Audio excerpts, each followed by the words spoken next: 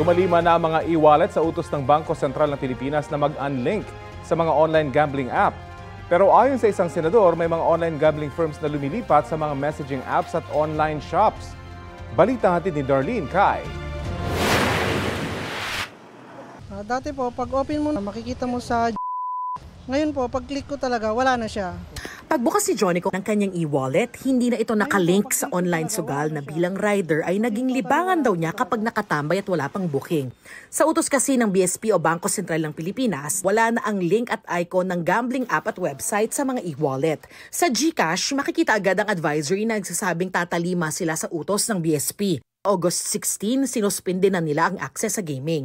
Sumunod na rin ang Maya sa utos ng BSP. Dinisable o tinanggal na nila ang link ng gambling site sa games feature ng app.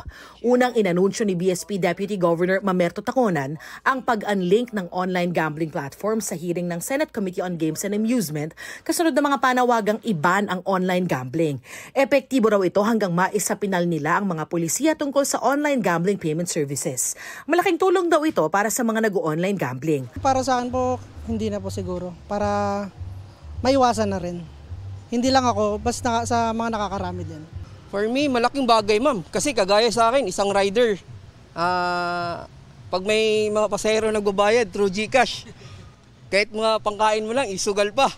Ayon kay Committee Chairperson Erwin Tulfo, ang pag-delink ng e-wallet firm sa online gambling sites ay senyales na handang makipagtulungan ng business sector sa gobyerno para tugunan ang problema ng online gambling addiction.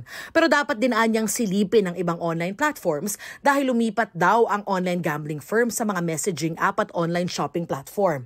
Ayon sa isang psychiatrist, mahalaga ang tulong ng mga mahal sa buhay at buong komunidad para matulungan ang mga may gambling disorder. Nagsisimula ito with self-awareness na they need help and help is always available. At meron always therapy, be it cognitive behavioral therapy, psychotherapy, group therapy, and meron also medications kung kinakailangan. Darlene Kai, nagbabalita para sa GMA Integrated News.